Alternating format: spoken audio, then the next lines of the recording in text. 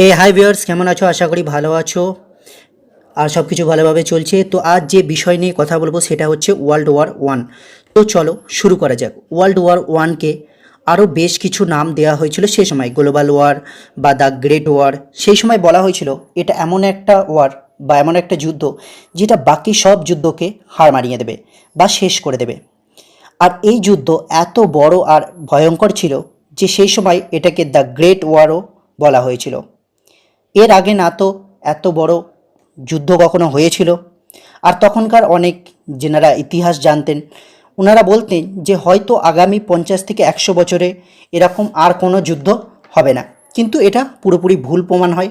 কারণ তারপর এর চাইতেও বড় যুদ্ধ হয়েছিল, আর সেটা ছিল দ্বিতীয় বিশ্বযুদ্ধ।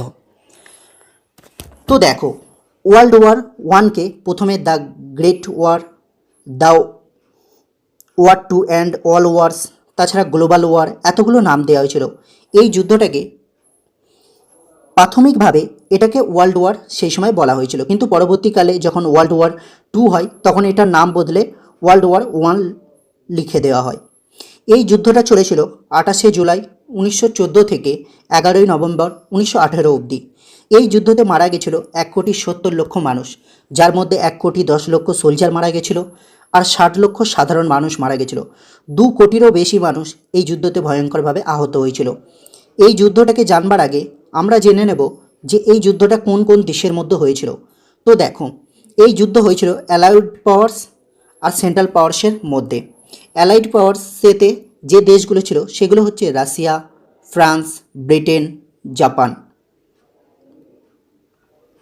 আর অ্যালাইড পাওয়ারেতে প্রায় 3 বছর যুদ্ধ চলবার পর ইউএসএ মানে আমেরিকাও এই যুদ্ধতে এন্টার হয়ে যায়। 1917 থেকে 1918 অবধি আমেরিকাও এই যুদ্ধ লড়েছিল অ্যালাইড পাওয়ারের দিক থেকে। অন্যদিকে সেন্ট্রাল পাওয়ারেতে ছিল অস্ট্রেলিয়া, হাঙ্গেরি। সেই সময় অস্ট্রেলিয়া হাঙ্গেরি একই দেশ ছিল। জার্মানি, অটোমান এম্পায়ার, এইসব দেশগুলো অন্যদিকে ছিল। এইবার এই ফটোটাতে দেখো, এখানে যে সবুজ এলাকাগুলো দেখছো, গ্রিন কালার যে এরিয়াগুলো, এগুলো হচ্ছে অ্যালাইড পাওয়ার। আর অরেঞ্জ কালারের যে দেশগুলো দেখছো সেগুলো হচ্ছে সেন্ট্রাল পাওয়ার। এই ওপর দিকে দেখো অস্ট্রেলিয়া, হাঙ্গেরি, টার্কি, যেগুলো একই সময় যদি দেখো তো অস্ট্রেলিয়া হাঙ্গেরি একটা দেশ ছিল, টার্কি অটোমান এম্পায়ার ছিল, তাছাড়া জার্মানি, তাছাড়া এই যে বেশ কিছু আফ্রিকা দেশগুলো দেখছো এগুলো তখন জার্মানির কলোনি ছিল, মানে এগুলো পরাধীন দেশ ছিল আর এখানে ক্ষমতা চলতো জার্মানির। এইবার বলবে যে এখানে ভারতকেও আমরা গ্রিন দেখছি, তাহলে কি ভারত প্রথম বিশ্বযুদ্ধতে ছিল আর লড়াইয়েতে ছিল? না, এটা ঠিক নয়। আমাদের ওয়ার্ল্ড ওয়ার 1 না তো কিছু নেবার ছিল না তো কিছু দেবার ছিল। আসলে আমরা তখন পরাধীন দেশ ছিলাম আর আমাদের ওপর ব্রিটিশ এম্পায়ারের রাজত্ব ছিল, আর যার কারণে আমরাও এতে ইনভার্ট হয়ে যাই। আর ওয়ার্ল্ড ওয়ার 1 আমাদের ভারতবর্ষ থেকে প্রায় 13 লাখ সৈন্যকে ব্রিটেন নিয়ে গেছিল, যেটা ব্রিটেনের নিজের সৈন্য সংখ্যার চাইতেও অনেক বড় ছিল। সেই সময় প্রথম বিশ্বযুদ্ধের কারণ হিসাবে এই 4টি কারণকে সবচাইতে বেশি গুরুত্বপূর্ণ মানা হয়: alliance system, militarism, nationalism, imperialism. তো দেখো, তো সেই সময় যদি দেখো মিলিটারিজম কিভাবে সারা বিশ্বতে ছড়িয়ে পড়েছিল, আসলে সেই সময় সব দেশ, সব এম্পায়ার অন্য দেশগুলোর চাইতে, অন্য এম্পায়ার যেগুলো ছিল তাদের চাইতে অনেক বেশি পাওয়ারফুল হতে চায়, অনেক দেশকে পরাধীন করে নিজেদের কলোনি বানিয়ে নিতে চায়, নিজেদের সৈন্য শক্তিকে অস্ত্র দিয়ে, অনেক অ্যাডভান্স অস্ত্র দিয়ে সেগুলোকে বাড়াতে চায়, আরও শক্তিশালী হতে চায়। সেই সময় প্রথম প্রথম প্রায় সব দেশেতেই মেশিন গান, ট্যাঙ্ক, বেশ কিছু অ্যাডভান্স গানস ম্যানুফ্যাকচার হচ্ছিল। আর তাতে সর্বপ্রথম ছিল ব্রিটেন আর জার্মানি। এই দুটো দেশের আধুনিক অস্ত্র খুব অ্যাডভান্স ছিল সেই সময়, কিন্তু বাকি দেশগুলোও চেষ্টা করছিল যাতে তারাও এরকম টাইপের অ্যাডভান্স কিছু জিনিসপত্র ম্যানুফ্যাকচার করতে পারে। আর প্রথম বিশ্বযুদ্ধেতে এত বড় পরিমাণে মেশিন গান, বেশ কিছু অ্যাডভান্স জাহাজ, সব কিছু ইউজ হয়েছিল যে এটা আরও বেশি ভয়ঙ্কর হয়ে গেছিল। এই যুদ্ধে আর সব দেশ নিজেদের ক্ষমতাকে, সৈন্য ক্ষমতাকে অনেক বড় পরিমাণে বাড়াচ্ছিল, তাদের মানে যে সৈন্য সংখ্যা ছিল সেগুলোকে অনেক বড় পরিমাণে বাড়াচ্ছিল। কোন দেশ কোন দেশের কাছে কোন অস্ত্র আছে, কত অ্যাডভান্স অস্ত্র আছে, আজকাল এর সব কিছু জানকারি অন্য দেশগুলোর কাছে থাকে, ম্যাক্সিমাম থাকে, কিন্তু সেই সময় এগুলো এতটা বেশি বলা হতো না। সেই সময় এগুলো একটা সিক্রেট রাখা হতো যে কোন দেশের কাছে কোন অস্ত্র আছে, কোন অ্যাডভান্স অস্ত্র আছে, সেগুলোকে বলা হতো না।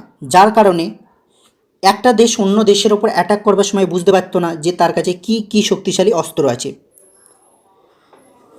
আর সেই সময় অনেক দেশের মাথায় এটা এসে যায় যে তারা মানে নতুন নতুন গান ম্যানুফ্যাকচার করেছে, মেশিন গান, ট্যাঙ্ক ম্যানুফ্যাকচার করেছে, তখন সারা পৃথিবীতে এগুলো প্রথম প্রথম ম্যানুফ্যাকচার হচ্ছে। তো প্রত্যেকটা দেশ নিজেদেরকে এতটা শক্তিশালী ভাবতো যে তারা ভাবতো যে অন্য কোনো দেশ আমাদেরকে হারাতে পারবে না, আর আমরা খুব সহজেই সেই দেশগুলোকে মিলিটারি ক্ষমতা দিয়ে ক্যাপচার করে নিয়ে নিতে পারবো আমাদের দিকে, আর আমরা তাদেরকে আমাদের নিজেদের কলোনি বানিয়ে নিতে পারবো। এই চিন্তাভাবনাটা একটা অনেক বড় ভুল ছিল। সেই সময় ইউরোপের অনেক দেশ গোপনভাবে নিজেদের মধ্যে অনেক রকম এগ্রিমেন্ট, চুক্তি, সন্ধি করে নিত, যেটা অন্য দেশেরা জানতেও পারতো না। আর এগুলো করা হতো পাওয়ারকে মেনটেন করবার জন্য। এর মধ্যে একটা হচ্ছে ট্রিপল অ্যালায়েন্স, যেটা তৈরি করেছিল জার্মানি, অস্ট্রিয়া, হাঙ্গেরি, ইটালি। এটা করা হয়েছিল 1882 সালে। আর এইখানে একটা চুক্তিবন্ধন সাইন করা হয়েছিল। আর একটা হয়েছিল ট্রিপল আনটান্ট, আর এটি সাইন হয়েছিল 1907 সালে। এতে ছিল ফ্রান্স, ব্রিটেন আর রাশিয়া। এইবার এই ম্যাপটাতে দেখো, এখানে যে ব্রাউন কালারের এরিয়াগুলো দেখছো এগুলো হচ্ছে সেন্ট্রাল পাওয়ার বা ট্রিপল অ্যালায়েন্স। এখানে দেখতে পাচ্ছ অনেকগুলো দেশ আছে যেগুলো পরবর্তীকালে ভেঙে অন্য অন্য দেশ তৈরি হয়ে যায়। এবার যে বিষয়টাতে আসবো সেটা হচ্ছে ইম্পেরিয়ালিজম। এই কথাটার অর্থ হচ্ছে সাম্রাজ্যবাদ। আসলে সেই সময় ইউরোপের প্রায় প্রত্যেকটা দেশ চাইতো সারা পৃথিবীতে তাদের অনেক কলোনি হোক, অনেক দেশকে পরাধীন করে সেখানে তাদের সরকার চালাবে, সেখানে যেসব রিসোর্স থাকবে, মানে সেইখানে যে ডায়মন্ড পাওয়া যেত সেই সময় বা অনেক জায়গায় সোনা পাওয়া যেত সেগুলোকে হড়প করবে। সেই জন্য সেই সময় সব দেশগুলো উঠে পড়ে লেগেছিল অন্য দেশগুলোকে ক্যাপচার করবার জন্য, মানে যেগুলো কমজোর দেশ সেই সময় ছিল। আর সেখানে গিয়ে বাদ তৈরি করাই এই দেশগুলো লক্ষ্য ছিল। সেই সময় আফ্রিকাতে এমন বেশ কিছু কান্ট্রি জায়গা ছিল যেগুলো পৃথিবী থেকে অজানা ছিল, কারণ আফ্রিকা কন্টিনেন্ট অনেক বড় ছিল। আর সেই সময় ব্রিটেন, ফ্রান্স, ইটালি, জার্মানি অনেক আফ্রিকা দেশকে নিজেদের কলোনি বানিয়ে নেয়। কিন্তু সেই সময় যদি দেখো, ব্রিটেন এই সব বিষয়ে সবচাইতে বেশি সাকসেসফুল ছিল, কারণ ব্রিটেন একা পৃথিবীর 25% জায়গাতে নিজের ক্ষমতা দখল করে রেখেছিল, সাম্রাজ্যবাদ গড়ে রেখেছিল। তাই সেই সময় পশ্চিমী সব দেশগুলো চাইতো ব্রিটেনের মতো সাকসেসফুল হতে, কারণ ব্রিটেন সেই সময় ভারতকেও পরাধীন করে রেখেছিল। আর ভারতের মতো একটা এত বড় দেশকে ক্যাপচার করে রাখা কোনো দেশের পক্ষে সম্ভব ছিল না, কারণ ভারতে এত রকম ভাষা আছে সেই সময়। আজকাল যদিও একটা ভাষা অন্য জায়গায় কিছু মানুষ বলে নেয়, কিছু মানুষ জেনে নেয়, কিন্তু সেই সময় এগুলো একদমই ছিল না। আর সেগুলো থাকা সত্ত্বেও ব্রিটেন অনেক দিন যাবৎ ভারতবর্ষে তাদের নিজেদের রাজত্ব চালিয়েছিল। তো এগুলো প্রায় সব পশ্চিমী দেশগুলো ফলো করতে চাইছিল, যাতে তারা ব্রিটেনের মতো অনেক সাকসেসফুল হতে পারে। এরপর যে বিষয়টা দেখব সেটা হচ্ছে ন্যাশনালিজম। 1900 সালের প্রথম দিকে যদি দেখো, প্রত্যেকটা ইউরোপ কান্ট্রি নিজেকে অনেক বেশি সাকসেসফুল দেখতে চাইছিল, বাকি দেশগুলো থেকে আগে যেতে চাইছিল। আর প্রত্যেকটা দেশের মিলিটারি, সেখানকার গভর্নমেন্ট নিজের দেশকে বাঁচাতে, নিজের কলোনিকে বাঁচাতে, যেগুলোকে তারা ক্যাপচার করে রেখেছিল, তারা প্রাণ দিতেও রাজি ছিল।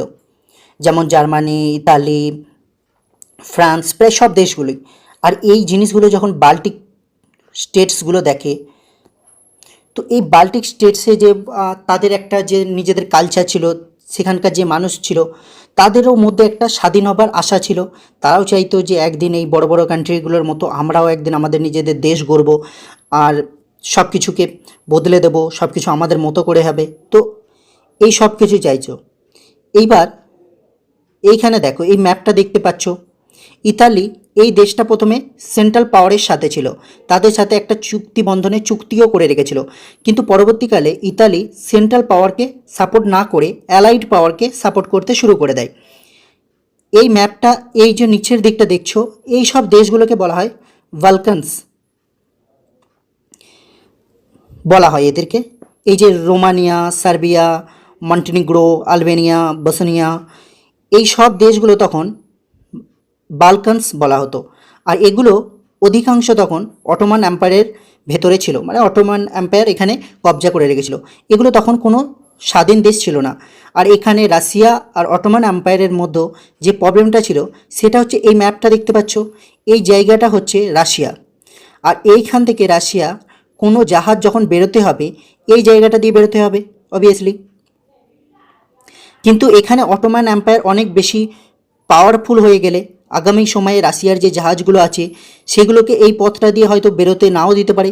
সেই জন্য রাশিয়াও এখানে নেমে পড়ে অটোমান এম্পায়ারের বিরুদ্ধে আর অ্যালাইড পাওয়ারের সাথে যুদ্ধ করতে। এইবার দেখো, তখন যে ছোট বড় নিউজ পেপারগুলো ছিল বা কিছু ম্যাগাজিন ছিল, এদেরও কাজ ছিল যে এই যুদ্ধটাকে আরও বেশি নাকের লড়াই তৈরি করে তোলে। কারণ সেই সময় অনেক নিউজ পেপার এরকম খবর দিচ্ছিল যে, বা এরকম বেশ কিছু ম্যাগাজিন বলছিল যে যুদ্ধ ছাড়া কোনো দেশ মহান হতে পারে না, যুদ্ধ ছাড়া কোনো দেশ এগিয়ে যেতে পারে না, যুদ্ধ ছাড়া কোনো দেশ ক্ষমতাশীল হতে পারে না। এইবার আসবো বলকান বিষয়ের ওপর। এইখানে যে দেশগুলো আছে, Bulgaria, Romania, Serbia, Montenegro, Albania, Bosnia, এখানে কোনো দেশ তখন স্বাধীন ছিল না। আর এই সব দেশগুলো অটোমান এম্পায়ারের ভেতরে ছিল। প্রায় 600 বছর এই দেশগুলোর ওপর রাজত্ব করেছিল অটোমান এম্পায়ার, যেটাকে আজ আমরা টার্কি হিসাবে জানি। আর এই দেশগুলো সব নিজেরাই নিজেদের ভেতরে স্বাধীন হবার একটা চেষ্টা করছিল। একটা সময় তারা তাতে সফলও হয়ে যায়। এই জায়গাটা এবার দেখো, এইখানে যে দেশগুলো এখানে স্বাধীন হয়েছিল, রোমানিয়া, সার্বিয়া, আলবেনিয়া, গ্রিস, বালগেরিয়া, আর এখানে সার্বিয়াকে স্বাধীন হতে কিছুটা সাহায্য করেছিল অস্ট্রিয়া হাঙ্গেরি। এইবার এই জায়গাটাতে দেখো, এইখানটায় এখনও পর্যন্ত অস্ট্রিয়া হাঙ্গেরির রাজত্ব ছিল। এইখানে দেখো, এইসব বসনিয়া, এই দেশটা অস্ট্রিয়া হাঙ্গেরি থেকে স্বাধীন হতে চাইছিল। তাছাড়া এই যে উপরের দিকটা দেখছো, ক্রোয়েশিয়া, এই দেশটাও চাইছিল যে আমরাও স্বাধীন হই। আর এই যে এই এরিয়াটা দেখছো, এইখানে সেই জন্য ভীষণভাবে লড়াই হতো। 1890 থেকে 1912 অবধি এখানে প্রায় 3টে লড়াই হয়ে গেছিলো। আর এই জায়গাটা তখন অতিরিক্ত ভয়ঙ্কর হয়ে পড়ে, কারণ এখানে তখন যুদ্ধ লেগে যাবে এরকম একটা বিষয় চলছে। যে মানে একটা বারুদের স্তূপের মতো, এখানে শুধু কেউ একটুখানি দেশলাই কাটে মেরে দিলেই হবে, এখানে পুরোপুরি আগুন লেগে যাবে। আর এখান থেকেই যুদ্ধটা শুরু হয়েছিল, মানে প্রথম বিশ্বযুদ্ধ যে শুরু হয়েছিল সেটা কিন্তু এই জায়গা থেকেই শুরু হয়েছিল। এটা একটা সত্যি বারুদের স্তূপ ছিল। আর্ক ডুক ফ্রাঞ্চ ফ্রেডিন্যান্ড, ইনি ছিলেন অস্ট্রিয়া হাঙ্গেরির রাজকুমার। আর আগামী রাজা ইনি হবেন, সব কিছু সেই সময় ঠিক ছিল। ইনি আগামী রাজা হবেন সেটা ঘোষণাও হয়ে গেছিল। কিন্তু ইনি রাজা হবার আগে এনার ওয়াইফের সাথে বসনিয়ার সার্ভিজো নামে একটা জায়গাতে ঘুরতে আসেন। আর ওনার ওপর তখন হামলা করে দেয় আর গুলি করে হত্যা করে দেওয়া হয়। মানে ওনার ওপরে হামলা করে দেওয়া হয় রাজকুমারের ওপর, আর ওনাকে গুলি মেরে হত্যা করে দেওয়া হয়।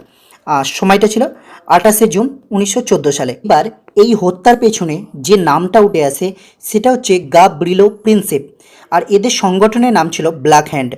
আর এরাই হত্যা করেছিল অস্ট্রিয়া হাঙ্গেরির রাজকুমারকে। এইবার এখানে একটা বিষয় বোঝো, বসনিয়া এখনও পর্যন্ত অস্ট্রিয়া হাঙ্গেরির পরাধীনতে আছে। আর সার্বিয়া এখন একটা স্বাধীন দেশ। তো এখানে অভিযোগ এটা ওঠে যে সার্বিয়া বসনিয়াকে স্বাধীন করবার জন্য এই অ্যাটাকটা করতে সাহায্য করেছে। এই ব্ল্যাক সংগঠনকে সব রকম সাহায্য দিয়েছে সার্বিয়া। আর সেই জন্য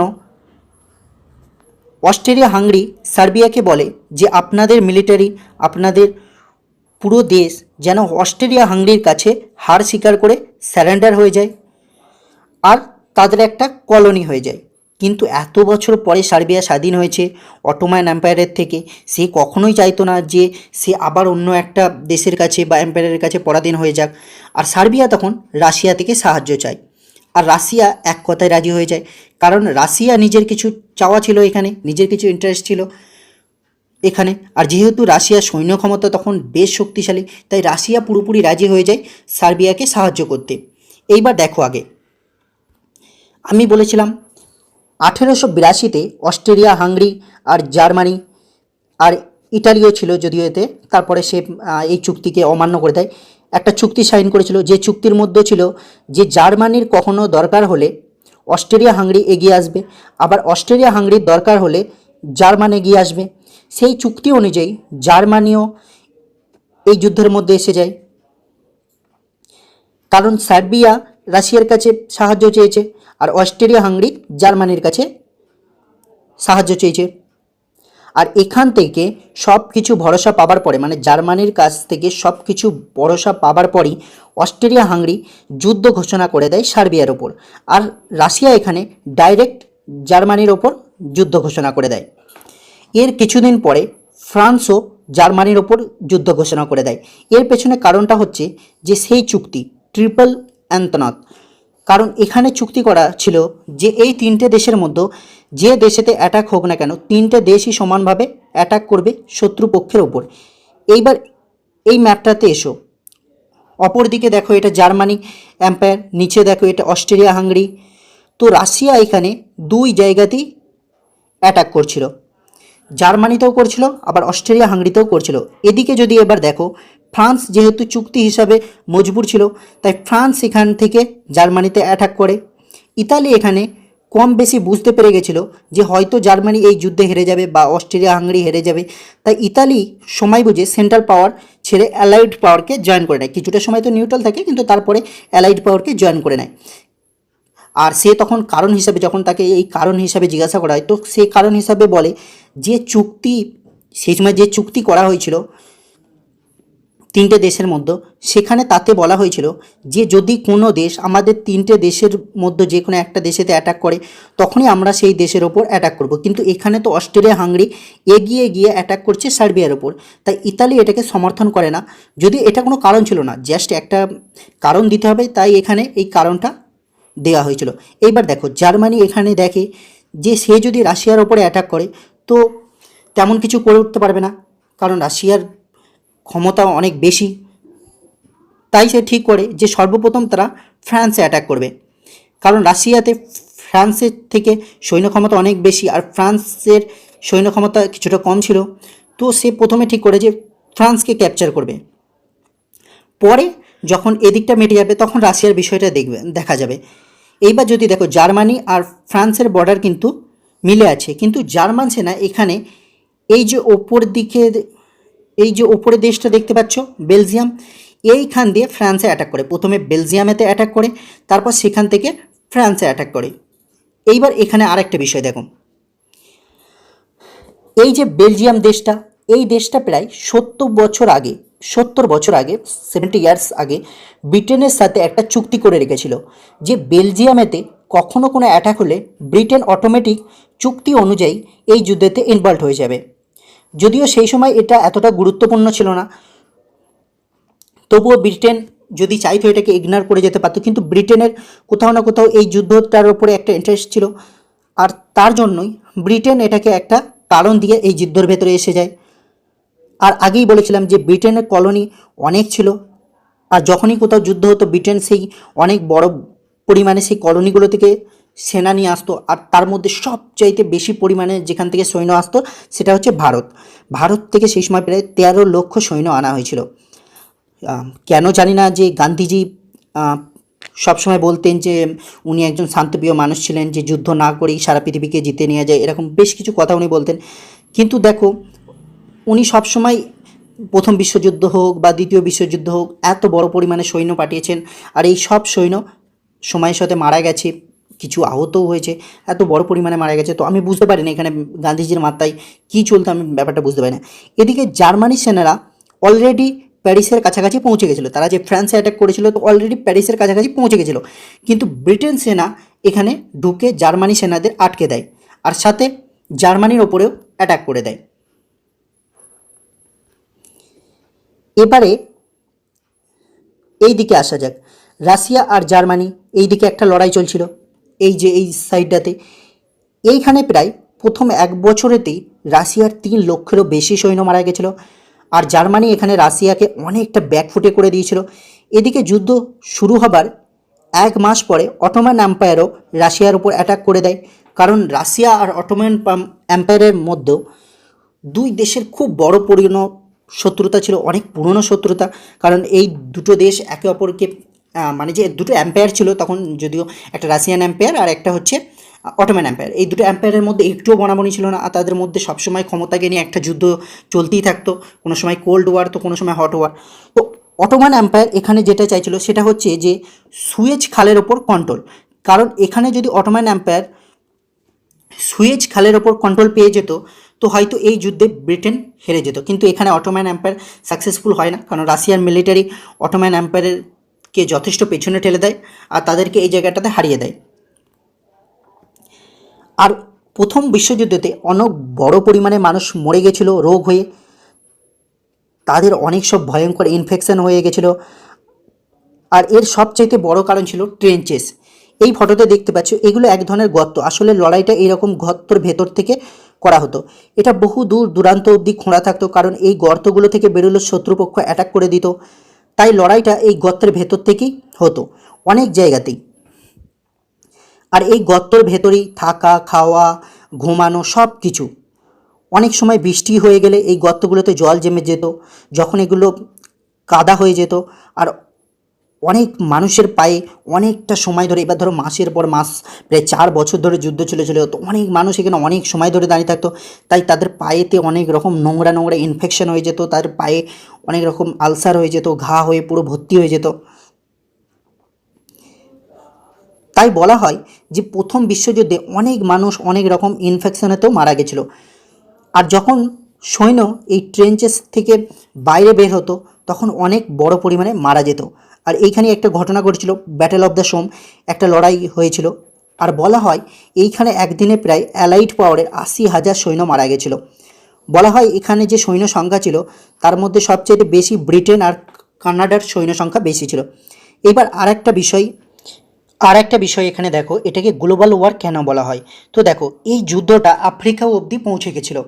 এবার আফ্রিকাতে কেন যুদ্ধ হচ্ছিল যদি জিজ্ঞাসা করো, তো দেখো এইখানে এমন অনেক কলোনি ছিল যেগুলো অ্যালাইড পাওয়ারের ভেতরে আসতো, আবার এমন অনেক কলোনি ছিল যেগুলো সেন্ট্রাল পাওয়ারের ভেতরে আসতো। মানে জার্মানির যত কলোনি ছিল সেগুলোকে কবজা করবার জন্য ব্রিটেনের এখানে যে কলোনিগুলো ছিল তারা জার্মানির যে কলোনিগুলো ছিল তার উপরে অ্যাটাক করে দেয়। এখানে অনেক বড় মাত্রায় যুদ্ধ ছড়িয়ে পড়ে। তাছাড়াও বেশ কিছু ফ্রান্স, ইতালি তাদেরও কলোনি ছিল।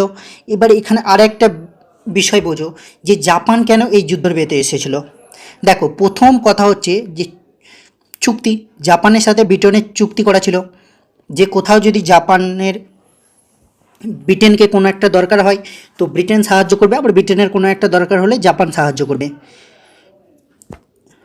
তো এইখানে সেই জন্য জাপানও অটোমেটিকলি এই যুদ্ধে এন্টার হয়ে যায়। আর যেহেতু চায়নার অনেক জায়গাতে জাপানের কবজা ছিল, এইখানে এমন অনেক জায়গা ছিল যেখানে মানে এখানে কয়েকটা জায়গা এমনও ছিল যেখানে জার্মানির কবজা ছিল, কারণ জার্মানি যে ব্যবসা করতো তার জন্য তার এই জায়গাগুলো ভীষণ গুরুত্বপূর্ণ ছিল।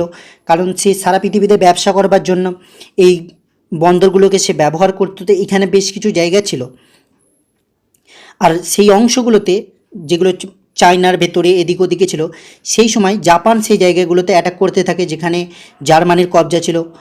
তো এখানে ইউরোপ হয়ে গেল, আফ্রিকা হয়ে গেল, এখন এশিয়াতেও যুদ্ধ চলছে। তো ধীরে ধীরে প্রায় সারা পৃথিবী এখানে ইনভলভ হয়ে যাচ্ছে। এইবার আসা যাক ব্ল্যাক সিয়াতে। এই ফটোটা দেখো, এইখানে দেখতে পাচ্ছ এটা হচ্ছে রাশিয়ার একটা খুব গুরুত্বপূর্ণ বন্দর, এখান থেকে রাশিয়া তার ব্যবসা বাণিজ্য করতো। এবারে এই দিকটা দেখো, এটা অটোম্যান এম্পায়ার, এখান থেকে রাশিয়া, এই জায়গাটা দেখছো এটা হচ্ছে অটোম্যান এম্পায়ার। তো এই জায়গাগুলো থেকে রাশিয়ার এই জায়গাগুলোতে অ্যাটাক করতে লেগে যায় অটোম্যান এম্পায়ার। তার মানে ব্ল্যাক সি এরিয়াতেও এখন যুদ্ধ শুরু। এইবার এই ম্যাপটাতে দেখো, ঠিক এই জায়গাটা করে টার্কিতে একটা শহর আছে যেটার নাম হচ্ছে গ্যালিপলি। এইখানে অ্যালাইড পাওয়ার অ্যাটাক করে দেয়। আর এইখানে যারা লড়াই করছিল তার অধিকাংশ ছিল অস্ট্রেলিয়া, নিউজিল্যান্ডের সেনা। কিন্তু এখানে অটোম্যান এম্পায়ারকে তারা সেভাবে হারাতে পারে না এই সেনারা। আর এদেরকে বলা হয়েছিল সেই সময় অ্যানজ্যাক সৈন্য। আর এইখানে যুদ্ধ খুব লম্বা সময় ধরে চলেছিল, কিন্তু অনেক চেষ্টা করবার পরেও অ্যানজ্যাক সেনারা কাবু করতে পারে না অটোমান এম্পায়ার সেনাদের। এদিকে এই যুদ্ধ পুরো সমুদ্র এরিয়া জুড়ে চলছিল। আমি আগেই বলেছিলাম ব্রিটেন আর জার্মানি এই দুটো দেশ তখন খুব ডেভেলপমেন্ট করে নিয়েছিল, তাদের কাছে অনেক অ্যাডভান্স জাহাজ, যুদ্ধ জাহাজ সব কিছু ছিল। জার্মানি সৈন্যরা জার্মানির টেকনোলজিতে পৃথিবীতে প্রথমবার সাবমেরিন, যেটা পানডুব্বি হয়, তৈরি করে। আর এই সাবমেরিন অনেক জায়গাতে অ্যাটাক করছিল ঘুরে ঘুরে। অ্যালাইড পাওয়ারের অনেক যুদ্ধ জাহাজকে অ্যাটাক করছিল, যার কারণে অনেক ক্ষতিগ্রস্ত হচ্ছিল অ্যালাইড পাওয়ারের সৈন্য জাহাজগুলো। আর কিছুটা সময় যাবার পরে জার্মান সাবমেরিন সাধারণ মানুষের যাতায়াত করা জাহাজেতেও অ্যাটাক শুরু করে দেয়, যাতে অনেক বড় পরিমাণে সাধারণ মানুষের মৃত্যু হচ্ছিল। একসময় এইরকমই একটা জাহাজ লুসিটেনিয়া নামে, আর এই জাহাজটি আমেরিকা থেকে ইউরোপ যাচ্ছিল, তাতে বেশ কিছু মানুষকে নিয়ে, মানে আমেরিকা থেকে বেশ কিছু মানুষকে নিয়ে ইউরোপ যাচ্ছিল, তাতে বড় পরিমাণে জনসংখ্যা ছিল। আর এটা ঘটেছিল আটলান্টিক মহাসাগরেতে। আর তখন জার্মানির ইউবোট অ্যাটাক করে দেয় এই সাধারণ মানুষের জাহাজের ওপর, আর এখানে 1200 মানুষের মৃত্যু হয়ে যায়। আর এতে অধিকাংশ মানুষ ইউরোপে থাকলেও প্রায় 130 জন মতো আমেরিকার নাগরিক ছিল। এই ব্যাপারটাও আমেরিকার এই যুদ্ধের ভেতরে আসবার একটা কারণ। আর আমেরিকা তারপরে আরও বেশ কিছু কারণ, সেটা আমি আগে গিয়ে বলছি, যুদ্ধের ভেতরে চলে আসে, অ্যালাইড পাওয়ারকে সাপোর্ট করে সে, আর এই যুদ্ধের ভেতরে চলে আসে 1917 সাল থেকে এক বছর প্রায় 1918 সাল অবধি যুদ্ধ করেছিল আমেরিকা। আর এই যুদ্ধে প্রায় এক বছর লড়াই করেছিল পুরোপুরি আমেরিকা। মানে 1914 থেকে যুদ্ধ চলছিল, তারপরে সময়টা 1917 পর্যন্ত। এখনও পর্যন্ত Germany, Australia, Hungary, Ottoman empire কেউ কিন্তু এত খারাপ পরিস্থিতিতে পৌঁছায়নি যেখান থেকে মনে হবে যে এই দেশগুলো হয়তো এই যুদ্ধটাতে হেরে যাবে। মানে Germany, Australia, Hungary, Ottoman empire, পুরো সেন্ট্রাল পাওয়ার হেরে যাবে বা এদের হাত থেকে সব কিছু বেরিয়ে যাবে। কিন্তু আমেরিকা এতে আসবার পরে সব কিছু বদলে যায়। যদিও জার্মান সাধারণ সিভিলিয়ানের জাহাজটাকে অ্যাটাক করেছিল, আর যে তাতে আমেরিকার নাগরিক মারা গেছিল, আর যখন আমেরিকা এতে রিয়্যাক্ট করে তো জার্মানি বুঝতে পারে অনেক বড় ভুল হয়ে গেছে, আর সে তখন আমেরিকার কাছে ক্ষমা প্রার্থী একটা চিঠিও পাঠায়। এইবার এইখানে আরও বেশ কিছু বিষয় দেখো, যার জন্য আমেরিকা যুদ্ধতে আসে। একসময় রাশিয়া, ফ্রান্স, ব্রিটেন সবাই আমেরিকাকে এই যুদ্ধতে আসবার জন্য রিকোয়েস্ট করেছিল, কিন্তু আমেরিকা মানা করে দিয়েছিল। আমেরিকা বলেছিল এই যুদ্ধে আমাদের কিছু নেবার দেবার নেই, আর এই একটা যুদ্ধে আমরা আসতে পারবো না। এগুলো ইউরোপদের নিজেদের বিষয়। এবার একটা বিষয় দেখো, ইউরোপের দেশগুলো ভেবেছিল যে হয়তো এই যুদ্ধটা কিছুদিন চলবে, যেহেতু সবার কাছে অ্যাডভান্স অস্ত্র এসে গেছিলো, তো সেই সময় সবাই ভেবেছিল যে এই যুদ্ধটা হয়তো কিছুদিন চলবে, তারপরে এই যুদ্ধটা শেষ হয়ে যাবে। কিন্তু কোনো দেশ ভাবতে পারেনি যে এই লড়াইটা এত দূর অবধি যাবে। তার জন্য যখন অ্যালাইড পাওয়ার হোক বা সেন্ট্রাল পাওয়ার, যখন দুই পক্ষেরই অস্ত্র দরকার হতো এই যুদ্ধটা চলাকালীন, কারণ এই যুদ্ধটা অলরেডি এতটা লম্বা সময় ধরে চলছিল, যেখানে ভাবা হয়েছিল যে 2-4 মাসে যুদ্ধ শেষ হয়ে যাবে, সেই যুদ্ধ 4 বছর ধরে টানা চলেছিল। তো এইখানে আমেরিকার কাছে এই দুটো ক্ষমতায় যেত যে তাদের যে অস্ত্রর পরিমাণ, যদিও তাদের দেশেও সেই সময় বেশ কিছু ম্যানুফ্যাকচার হচ্ছিল, কিন্তু সেটা যুদ্ধের জন্য যথেষ্ট ছিল না। সেই জন্য তারা আমেরিকার কাছ থেকে সেন্ট্রাল পাওয়ার হোক বা অ্যালাইড পাওয়ার দুজনাই বেশ বড় পরিমাণে অস্ত্র কিনছিল, আর সেই সময় খুব লাভবান হয়েছিল আমেরিকা। আর জার্মানি যখন সাধারণ সিভিলিয়ানদের ওপর অ্যাটাক করছিল, সেই সময় জার্মানি আমেরিকাকে কথা দেয় যে এমন কোনো জাহাজের ওপর জার্মানি অ্যাটাক করবে না যাতে আমেরিকার সিভিলিয়ান থাকবে। কিন্তু এর জন্য জার্মানির অনেক ক্ষতি হচ্ছিল, কারণ এই সিভিলিয়ান জাহাজগুলোতে অনেক সময় অ্যালাইড পাওয়ারের সৈন্যরা লুকিয়ে থাকতো, আর তারা সেখান থেকে জার্মানি সেনাদের ওপর অ্যাটাক করে দিত। কিন্তু জার্মানি সেনা সেইভাবে অ্যাটাক করতে পারতো না, কারণ ম্যাক্সিমাম জাহাজেতে আমেরিকান সিভিলিয়ান থাকতো। আর বারবার যখন এরকম অ্যাটাক হতে থাকে জার্মানিদের ওপর, এক সময় জার্মানির এরকম মনে হতে থাকে যে কোথাও না কোথাও ভেতরে ভেতরে হয়তো আমেরিকা অ্যালাইড পাওয়ারকে সাপোর্ট করে দিচ্ছে। আর সেই সময় জার্মানি একটা ভুল করে ফেলে, সে ঠিক করে যে আমেরিকাতে এমন একটা আলাদা, মানে আমেরিকাকে পুরো দেশটাকে এমন একটা আলাদা ঝামেলাতে ঠেলে দেওয়া হবে যাতে আমেরিকা এই যুদ্ধের ভেতরে নিজের নাক না গলাবে, মানে অ্যালাইড পাওয়ার আর সেন্ট্রাল পাওয়ারের যুদ্ধের মধ্যে আমেরিকা না না গলায়। তো সেই জন্য জার্মানি এখানে একটা অন্যরকম বুদ্ধি আঁটে, আর সেটা হচ্ছে যে এই যুদ্ধতে মেক্সিকোকে টেনে আনবে। এবার যদি বলো মেক্সিকোর এখানে কি দরকার, মেক্সিকো কেন এই যুদ্ধতে আসতে রাজি হবে, তো এইখানে একটা বিষয় দেখো, একসময় মেক্সিকোর এমন অনেক এরিয়া ছিল যেগুলো আমেরিকা ক্যাপচার করে নিয়েছিল, যেমন ক্যালিফোর্নিয়া, নেভাডা, সেগুলোকে আমেরিকা নিজেদের সাইডে করে নিয়েছিল। তো জার্মানি এখানে বলতে চাইছিল মেক্সিকোকে যে তোমরা আমেরিকার ওপর অ্যাটাক করে দাও আর আমাদেরকে সাথ দাও, আর এর বদলে আমরা সবাই মিলে আমেরিকা যে তোমার যে জায়গাগুলোকে ক্যাপচার করে নিয়েছে সেগুলোকে আবার তোমাদেরকে ফেরত দিতে পুরো সাহায্য করব আমরা, মানে সেন্ট্রাল পাওয়ার, আর আমরা বেশ কিছু সেনা পাঠিয়ে দেব। আর এখানে যদি আমেরিকা আর মেক্সিকোর মধ্যে একটা লড়াই লেগে থাকে, তো আমেরিকা এই দিকে কী হচ্ছে সেই বিষয়ে নাক গলাতে পারবে না। তো সেই সময় এই সব কিছু মেসেজ লিখে একটা কোড ওয়ার্ডেতে লিখে এটাকে পাঠানো হচ্ছিল মেক্সিকোতে, কিন্তু যারা এই মেসেজটাকে নিয়ে যাচ্ছিল তারা ইউকের হাতে পড়ে যায়, মানে ব্রিটেনের সৈন্যর হাতে পড়ে যায়। আর ব্রিটেন তখন আমেরিকার রাষ্ট্রপতির কাছে এই মেসেজটা পাঠিয়ে দেয়, আর সাথে এটাও বলে যে দেখুন, যে জার্মানিকে দরকারের সময় আপনি অস্ত্র দিচ্ছেন, যে জার্মানির সাথে আপনি সব রকম সম্পর্ক রেখেছেন, যে জার্মানিকে আপনি নিউট্রালভাবে দেখছেন, সেই জার্মানি মেক্সিকোকে আপনার বিরুদ্ধে যুদ্ধ ঘোষণা করবার জন্য মেসেজ পাঠাচ্ছে। আর আমেরিকা তখন এইসব দেখে সে তাদের নিজেদের দেশের মধ্যে আলোচনা করে আর এই যুদ্ধতে চলে আসে আর অ্যালাইড পাওয়ারকে সাপোর্ট করে। এইবার দেখো বাকি, যখন আমেরিকা এই যুদ্ধতে চলে আসে তো বাকি সব দেশগুলো যারা অলরেডি প্রায় 3 বছর ধরে লড়াই করছিল, যেমন এদিকে তো অ্যালাইড পাওয়ারেতে তো অনেকগুলো দেশ ছিল, কিন্তু সেন্ট্রাল পাওয়ারে দেখলে দেশ অনেক কম ছিল। তো এইবার সেই সময় তাদের এত দিন ধরে 3 বছরেরও বেশি ধরে যুদ্ধ চলবার কারণে অর্থব্যবস্থা বেশ খারাপ হয়ে গেছিলো, কিন্তু আমেরিকার এরকম কোনো ব্যাপার ছিল না। আমেরিকা তখন সব দিক থেকে অ্যাটাক করে দেয়, কারণ আমেরিকা তখন ফ্রেশ ছিল। আমেরিকার না তো আর্থিক দিক কোনো পরেশানি ছিল, না তো অন্য দিকে কোনো পরেশানি ছিল। তো সে জার্মানিকে, অটোম্যান এম্পায়ারকে সব চারিদিক থেকে অ্যাটাক করতে শুরু করে দেয়। আমেরিকা এই যুদ্ধতে এন্টার হবার পরে আরও অনেক বেশ কিছু দেশ এতে এন্টার হয়ে যায়, যেমন ব্রাজিল, কিউবা, সব দেশ। আর তখন মজবুর হয়ে জার্মানিকে হার স্বীকার করতে হয়, কারণ অ্যালাইড পাওয়ারেতে তখন অনেক দেশ এসে গেছিলো, অনেক দেশ একসাথে হয়ে গেছিলো, সেটা অনেক বেশি শক্তিশালী হয়ে গেছিলো। তো জার্মানির কাছে অন্য কোনো পথ ছিল না। তো এখানে দেখো অ্যালাইড পাওয়ারেতে এই যুদ্ধর শেষ অবধি আস্তে আস্তে কতজন হয়ে গেছিলো, কতগুলো দেশ হয়ে গেছিলো। France, British empire, Russia, Serbia, Belgium, Montenegro, Japan, Italy, United state, Romania, Portugal, China, Greece, Brazil, Cuba. তো এতগুলো দেশ এদিকে এসে গেছিলো। এবার ইতালি প্রথমে সেন্ট্রাল পাওয়ারের দিকে থাকলেও পরবর্তীকালে আগেই বলেছি সে দল বদল করে অ্যালাইড পাওয়ারেতে এসে যায়।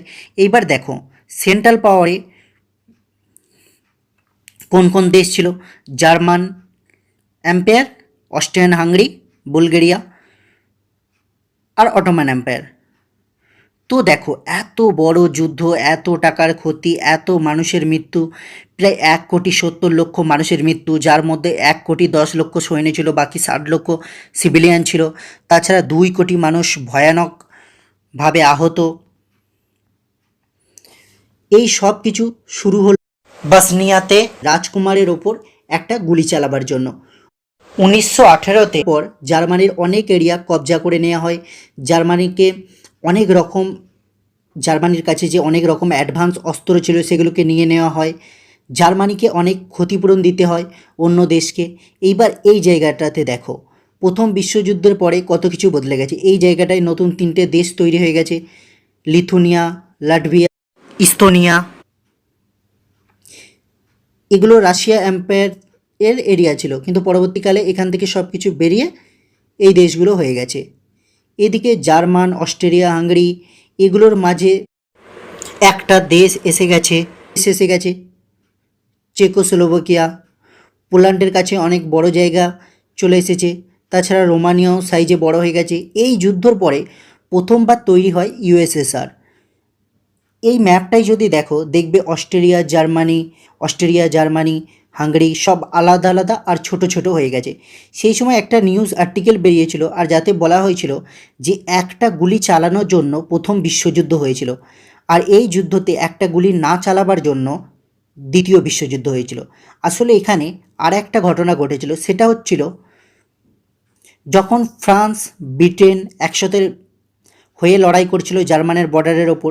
সেই সময় ব্রিটেনের একজন সৈনিক দেখে যে সামনে জার্মানির একজন সৈনিক খুব খারাপ অবস্থাতে, না খাওয়া না তো রেস্ট, তাকে দূর থেকে দেখে অনেক দুর্বল আর অসহায় মনে হচ্ছিল, আর তার বেশ কিছু আঘাতও লেগেছিল। তার কাছে অস্ত্র তো ছিল, কিন্তু তার অবস্থা এত খারাপ ছিল যে সেই অস্ত্রটাকে তুলবার মতো ক্ষমতাও তার কাছে ছিল না। তখন ব্রিটেনের সৈনিক তাকে আর মারে না, কারণ তার অবস্থা ভীষণ খারাপ ছিল। ব্রিটেনের সেই সৈনিক যদি চাইতো তাকে গুলি মেরে দিতে পারতো, কিন্তু সে মারে না। আর সেই জার্মান সৈন্য বেঁচে যায়। আর পরে সেই সৈনিক পরে গিয়ে পৃথিবীর পায়ের নিচে থেকে মাটি সরিয়ে দেয়। সে আর কেউ না, হিটলার। ভয়াবহতার আর এক নাম হিটলার। আর এই অফিসারের নাম ছিল, যে অফিসার এই হিটলারকে না মেরে ছেড়ে দিয়েছিল, তার নাম ছিল হেনরি টেন্ডি। তো সেই দিন যদি বসনিয়াতে গুলিটা না চালানো হতো, তো হয়তো প্রথম বিশ্বযুদ্ধ হতো না। আর দ্বিতীয় গুলিটা যদি ব্রিটেনের সেই সৈনিক চালিয়ে দিত, তো হয়তো দ্বিতীয় বিশ্বযুদ্ধ হতো না, কারণ হিটলার সেখানেই মারা যেত। কারণ এই যুদ্ধের সবচাইতে বড় দায়ী, ওয়ার্ল্ড ওয়ারের সবচাইতে বড় দায়ী ছিল হিটলারের জন্যেই জার্মান আবার দ্বিতীয় বিশ্বযুদ্ধ লড়েছিল। তো আশা করি পুরো বিষয়টা বুঝতে পেরেছো, তোমাদের এই বিষয়গুলো জেনে ভালো লেগেছে। তো ভালো থেকো, ভালো রেখো, নিজেদের খেয়াল রেখো। জয় হিন্দ, জয় ভারত, জয় শ্রীরাম। আর এই ভিডিওটা ভালো লেগে থাকলে লাইক করো, শেয়ার করো, সাবস্ক্রাইব করো।